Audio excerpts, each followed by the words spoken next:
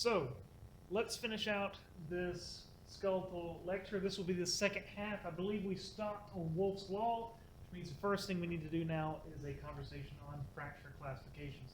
Now, this is a variety of what we call either-or fracture classification types.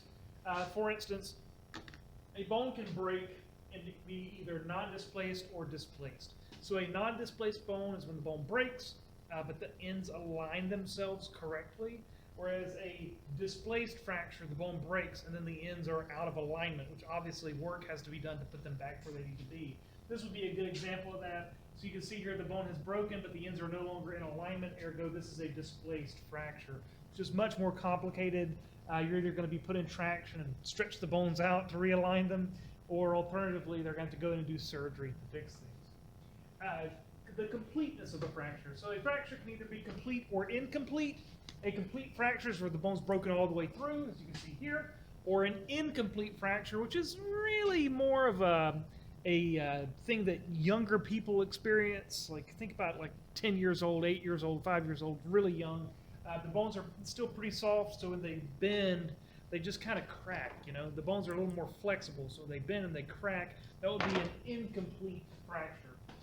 And then, of course, there's everybody's favorite, either a compound fracture or a simple fracture. A compound fracture is where the bone breaks and then juts through the skin, the sharp edge pushes through the skin. Or alternatively, a simple fracture where the bone breaks but it stays inside. Classification of bone fractures. So this is a number of other ways that we can discuss these. You can either have a comminuted fracture or a compression fracture. These are typical of older people, of the aged. So 60, 70, 80 years old, you can experience these comminuted or compression fractures. This is typical when the bones become brittle. So think about like osteoporosis or something along those lines. The bones have become brittle, so instead of just breaking, they shatter. Okay, they break into a lot of pieces. Or alternatively, a compression fracture where the vertebrae, for example, here is so weakened from a lack of calcium in the skeleton, so weakened from osteoporosis that over time it just compresses and it just squeezes down upon itself. That is a very typical compression fracture. Again, both of these typical of older individuals. Then we have spiral fractures and epiphyseal fractures. The spiral fracture is the typical broken bone in a sporting environment. All right, you're watching football or something along those lines, and somebody breaks their leg, they got a spiral fracture. All right, this is how this works. You twist the bone, right? The bone is twisted, and when the bone twists, it breaks in a spiral like this. That is a very traditional sporting injury. Then there are epiphyseal fractures. Epiphyseal fractures happen right when plate closure is occurring. So this is, think about like a 16-year-old girl or a 20-year-old guy, right when the plates are fusing, when the epiphysis and diaphysis are fusing together. If there's a blunt force, boom, impact to the side of the leg or something like that, you can break the weakened epiphysis and diaphysis connection. So there's a stage, a short period of time, where you just have kind of weak calcified cartilage and a band in there, and that's pretty easily fractured in the grand scheme. That would be an epiphyseal fracture. And then we have depression fractures and green sticks. So depression fractures are exactly what it sounds like. You take a piece of bone and you break it in upon itself. This can be done to the pelvis as well, but the skull is the classic example. And then, of course, green stick fractures, which is just another way of phrasing a incomplete fracture. All right, green stick, again, think about a younger individual where the bone will bend and crack, but not necessarily break all the way through. That'll be a green stick fracture.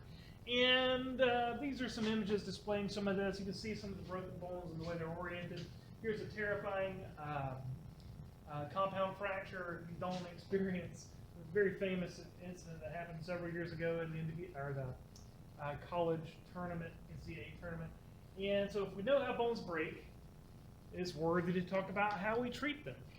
And the first step here is referred to as reduction. A reduction action is to realign the ends of the broken bone in most cases. So a person has a bone break, the two ends are out of alignment, so we put them in traction and realign the ends of that bone, or alternatively have to do other steps to deal with this. So in the realm of reduction, There are what are called closed reductions and what are called open reductions. A closed reduction is when you can realign the ends of the broken bone just by hand. Okay, you stretch things out, you put them kind of back where they're supposed to go. That is a closed reduction. In other words, you don't have to go in and do surgery. An open reduction is where you got to cut the person open and go in and pin and screw things back in place like this. All right, this is one of my former students who was a basketball player at the UNC system, and he fell down on his wrists, and this one just exploded. This is his wrist showing all the pins and screws that it took to put it all back together. And then, of course, there's immobilization. So when we think about immobilization, we think about putting somebody in a cast or something along those lines. In times are changing. What you see here, these are 3D printed casts. They're very lightweight. You can scratch, you can take a shower, you can do anything the heck you want to do with it for the most part. Some of them actually have ultrasound emitters built into them to speed the healing process. It's not going to be too long where the good old-fashioned plaster cast of the 1940s is going to be a thing of the past, and we're going to start using this more full-time, especially when the technology becomes a little cheaper. Some pretty neat stuff. So reduction and immobilization. Now, how does the bone physically heal? I invite you to read through all of this good stuff. You know, it's interesting. But I'm just going to describe it to you because it's sort of the way I like to do it. When you break a bone, bones are very vascular, so they bleed. Okay, they're just going to bleed a lot internally. And what's going to happen is that's going to all kind of clot up in there and form what we call a hematoma. Right? Hematoma formation inside the periosteum. And what's going to happen next is the body's going to bring in phagocytic cells and things to kind of clean up the area. It's going to start growing in a bunch of capillaries, and then you're going to bring in fibroblastic cells. So fibroblasts will come in and start laying down collagen, basically, like a big bundle of collagen. Think about like a scar under the skin. This huge bundle of collagen is going to be built to sort of hold the two parts of the bone together. And when they contract, they pull the two ends together, they anchor it into a single unit. And that happens pretty fast, within a week or so. Then what will happen, I should say, is the body brings in chondroblasts. So the body will bring in these chondroblasts. They'll start laying down cartilage inside the area of the fracture. Think about it like this. When your bones formed the first time, they formed from cartilage for the most part. So if the bone breaks, what's going to happen? You're going to make cartilage, and then you're going to build bone from that cartilage. So you fiber this thing back together with collagen, then you bring in chondroblasts. Those chondroblasts lay down all sorts of cartilage inside of there. We think about it as being fibrocartilage because it's cartilage in the middle with fibers around the outside. It's literally the definition of fibrocartilage. And then over time, the body will bring in osteoblasts. They will take that cartilage that's there and use it to lay down a bony model internally. It'll start out with, spongy bone, and then eventually you'll fill that in with compact bone. And the fun thing about this is, after about 10 years, you can't even tell the bone was ever fractured. It's going to heal back in a fashion, depending upon the way you're using it, to look exactly the way it looked before, because that's the definition of Wolff's Law. All right, so that's how this all fits together. Yeah, hematoma formation, fibrocartilage, spongy bone, compact bone. That's how the bone heals. And that's pretty much what I say here as well. All right, let's talk about some homeostatic imbalances. Osteomalacia, rickets, and osteoporosis. Now, osteomalacia is when the bones get weak in an adult, and rickets is pretty much when bones get weak in a younger person. So these are similar to one another. But the gist of it is as follows. Let's kind of focus on rickets. Imagine we got a kid that's not getting enough vitamin D or not getting enough calcium. The bones get soft. So when the bones get soft, they begin to bend. All right. Think about like the weight of the body on the tibia. It just causes it to bend. So you get that classic bowed leg situation that you've probably seen before. That is a result of rickets in some cases. Now, you can start giving vitamin D supplementation and making sure that the diet is adequate in calcium, and this will sort of take care of itself over time, but you have to deal with it early. You see this in like war-torn countries where kids are having to be indoors all the time, their diet's really poor, terrible situation. And then, of course, there's osteoporosis. Now, osteoporosis is an umbrella term for a lot of different conditions, but it generally refers to when bone resorption, so the actions of osteoclastic cells, outpaces bone deposition or the action of osteoblastic cells. In other words, the body needs calcium and it starts stripping it out of the bones. So instead of the trabeculae looking like this, good and solid, they begin to look like this, which makes them look like a sponge, or being porous, that is osteoporosis. The bones become porous. Porous bones, osteoporosis. And you can see this quite clearly. So here is normal spongy bone, and this is what spongy bone looks like in the same area of a person with osteoporosis. Normal bone, osteoporotic bone, lots of big openings, and this is very traditionally seen. The best place you can notice this is in older women, for reasons we'll talk about in just a second. Think about like the oldest ladies you know. Most of them are very small, and they kind of have this hunched appearance. Okay, as a side effect of osteoporosis, what's happening is the vertebrae are getting so soft that they're getting all these compression fractures, so the head begins to pull down, the shoulders, the weight of the upper body pulls down, and it results in this hunched appearance. That is classic osteoporosis. Now, the risk factors for these are many, but generally speaking, the majority of people who get osteoporosis are older. Okay, normally it's postmenopausal, but generally speaking, between 60 and 70 years of age, you have a huge percentage of people who have some degree of osteoporosis. It's most often women and normally Caucasian women. So what's happening here is this. The sex hormones, be that estrogen or testosterone, sort of drive bone deposition, and males will continuously produce testosterone. It can vary a little bit, but continuously produce testosterone throughout their lifespan, whereas females, post-menopause, the amount of estrogen drops like a rock. And when that happens, you get a decrease in bone deposition, so the body starts to strip calcium out of the skeleton, and that results in osteoporosis. So that's why you see a huge percentage of females who have osteoporosis. It's a result of menopause. Now, there are other risk factors involved here. People that are just naturally small, petite body forms tend to have osteoporosis more so than others because they have less to lose to begin with. So the bones are already, real small, so you begin to lose a little bit of bone as a result of osteoporosis. They get so thin they can't really function. People who are bedridden or generally get insufficient exercise have far more problems with osteoporosis than do others.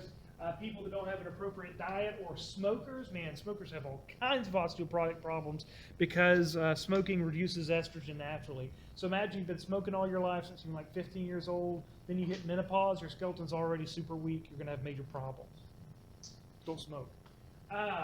Traditional treatments. So a diet with a lot of calcium and vitamin D, vitamin D, make sure you can absorb the calcium. The calcium is there to make the bone stronger.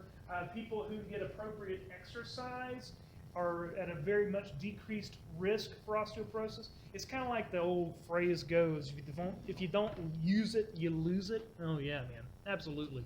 If you're really active, your chance of having osteoporosis is dramatically reduced, okay? And then the concept of hormone replacement theory and maybe some drugs pops up.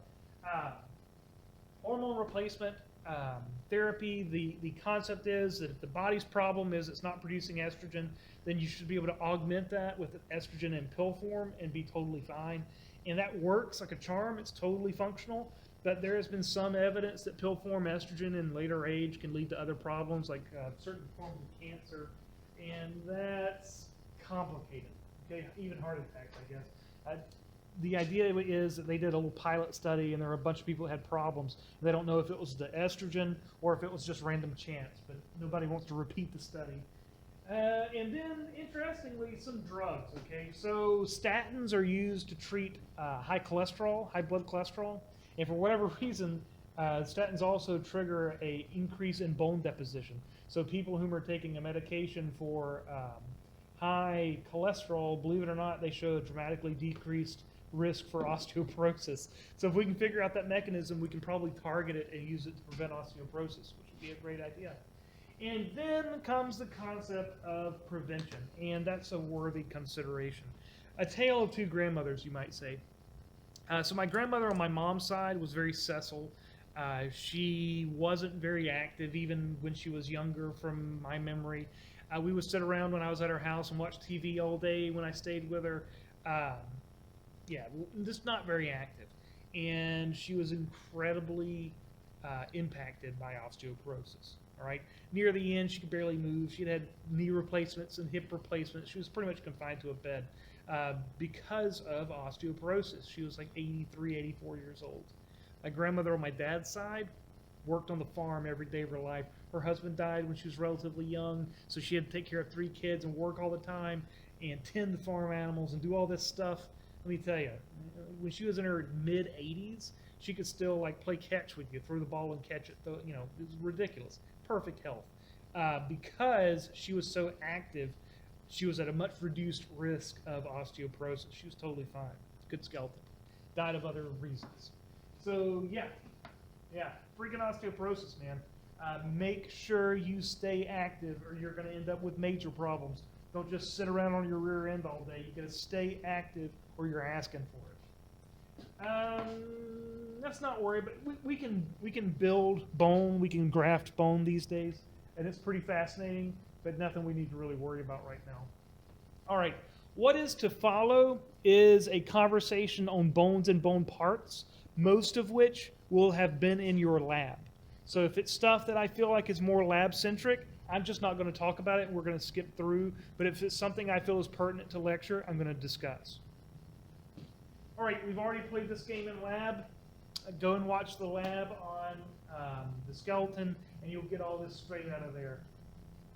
So I'm just going to click through, and anything I see that's important for lecture purposes, I'm going to stop on and discuss. Sutures. Okay, sutures are very important for us. These are areas in which bones will connect to one another in a fibrous fashion. You're going to be seeing this when we do the joint chapter in a little while. Yeah, so these sutures are pretty neat. These are areas where bones connect and have a fibrous connection. Already played these games. Sinuses. You can see the sinuses here, frontal sinus and sphenoid sinuses. What these do is lighten the skull, augment resonance of the voice, and warm the air that you're breathing. And I'm sure I'm going to talk about this later, but I'll just mention it now. So when I breathe in, my sinuses assist with the resonance of my, well, obviously. So I can talk to you like this, and it's the way I sound, or I can close off my sinuses, and I sound very different. And the reason for that is because the resonance of my voice is augmented by my sinus passages. Very important. Yeah, good enough. So the sinuses in conjunction with your nasal conchae, as shown here with these turbinates. What this is, these are mucus-lined, air-filled areas. They lighten the skull, they change the resonance of your voice, and they warm and humidify the air. You got to think of your sinuses and your nasal conchae, these turbinates. Okay, 1, 2, 3, superior, middle, and inferior nasal conchae, and the turbinates therein that spin the air. You can kind of look into the nose of this skeleton. I hope you can see that right there. And you can see these, when I breathe in through the nose, they spin the air, they process out any debris that's there, they warm the air up and humidify it. Basically, this is a conditioning center for my lungs, because my lungs like warm, moist, clean air. Okay, so your nose does this for you. And if you don't realize it, you tend to breathe through your nose because it cleans and like conditions the air, if you will. Yeah, this is just to make a point. How amazing your skeleton is. You know, your eye socket is made out of 7 bones that are all growing together in utero. It's just really super cool from my perspective. So I just like to point it out. The hyoid bone. I've got one sitting around here someplace. I don't know what I did with it. So your hyoid bone, this is about the size mine would be. It'd be right up in there.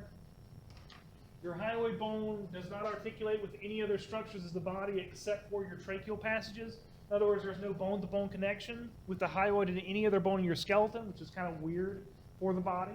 It does indeed form a moving base for the tongue, and it assists with swallowing and speech as a base for muscular connection. Pretty neat. It's the top of your trachea. I believe I've already done this in lab, but I'll mention it again. You have 7 cervical, 12 thoracic, 5 lumbar vertebrae. The cervical vertebrae of the neck, the thoracic vertebrae connect the ribs, and the lumbar vertebrae are your lower back. They're the ones that hurt when you got kids. And you obviously have a sacrum and a coccyx down there as well. The idea is the top, the bones are very thin, and the further down you go, the thicker they get. The reason they get thicker is because they're having to bear more weight the further down you go. Now, the spine does some neat stuff for us as well.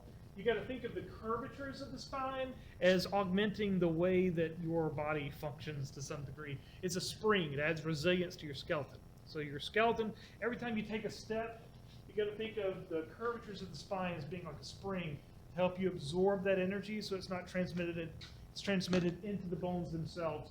This curvature actually develops with time. So newborns tend to have pretty straight spines, and this is one of the reasons they have trouble standing up and moving around the way they move around because of the curvature here, or the lack of curvature. That's why you see little kids, when they first stand up, they really have trouble balancing themselves because the curvatures have not fully developed. And as with anything with the body like this, there can be abnormalities to these curvatures. These are called scoliosis, kyphosis, and lordosis. Now, that looks like this. Scoliosis is referred to as being a swayed back. This is where the spine curves from right to left. This is obviously very bad. If there are nerves in here, they can be pinched by the curvatures of the spine over time, and this will get worse and worse as time progresses, so you really want to take care of it as soon as possible. Normally, for a person with scoliosis, you may have been checked for this when you were in elementary school or like 5th, 6th, 7th grade, and what they'll do is they'll chuck you in a brace, and the brace will push everything back into alignment, and you wear the brace for a year or 2 or 3, and when the brace comes off, the spine's in alignment and it stays that way. Not unlike getting braces on your teeth, same concept. Kyphosis is a hunched back, and with this is simply osteoporosis, okay? Quite simply osteoporosis. The weight of the head and shoulders pulls down the spine, and it results in this hunched appearance. And then, of course, there is lordosis. Now, lordosis tends to develop when a person has to carry around something heavy for a prolonged period of time. When I do this, I kind of have to lean back a little bit, and it changes the way that my spinal curvature works. Now imagine that I have to carry around this chair for, geez, what's a good, arbitrary amount of time? 9 months, okay? If I got to carry this chair around for 9 months, it's going to change the way that my bones structure themselves in my spine. This is lordosis. Is very typical of petite body forms, smaller women whom are pregnant or have been pregnant. The weight in the front of the body pulls, so you have to lean back, and it results in this abnormal spinal curvature. That is lordosis, and it can lead to problems later in life. Interestingly, so do you see the problem? Pause the video, see if you see the problem.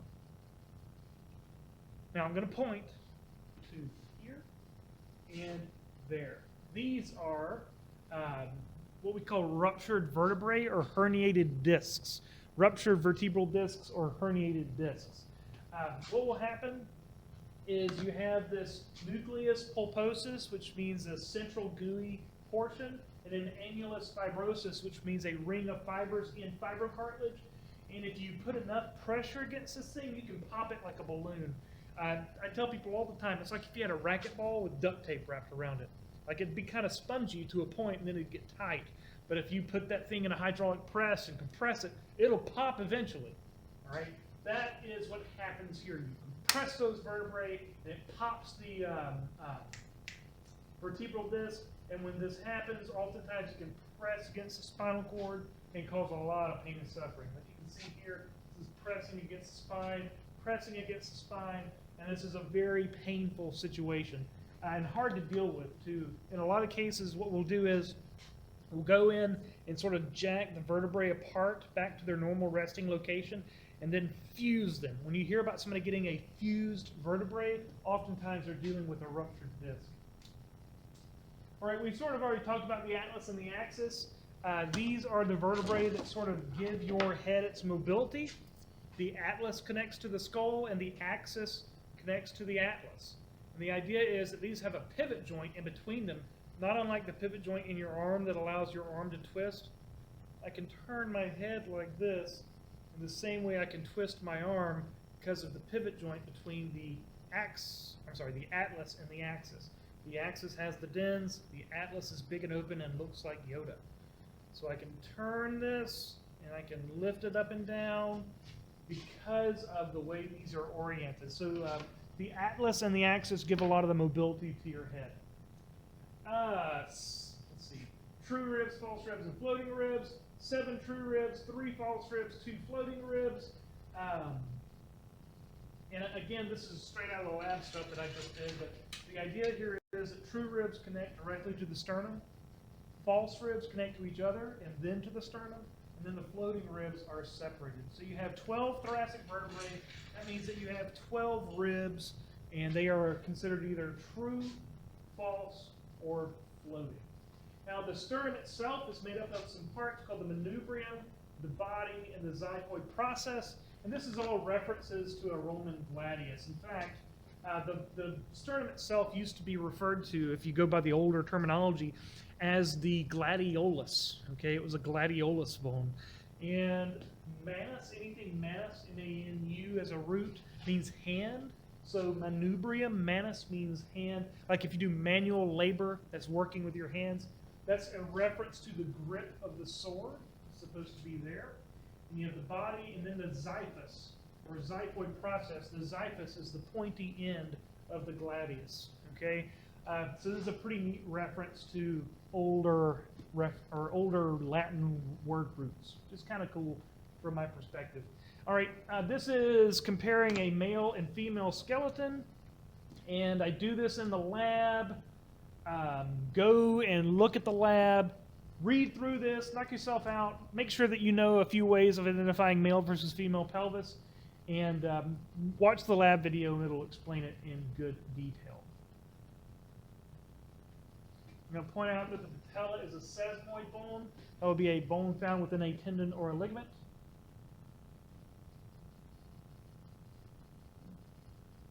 Yeah, man, I'm pretty happy.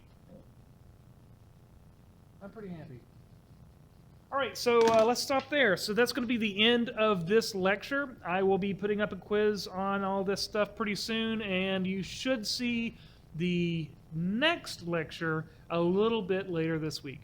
All right, thanks, guys.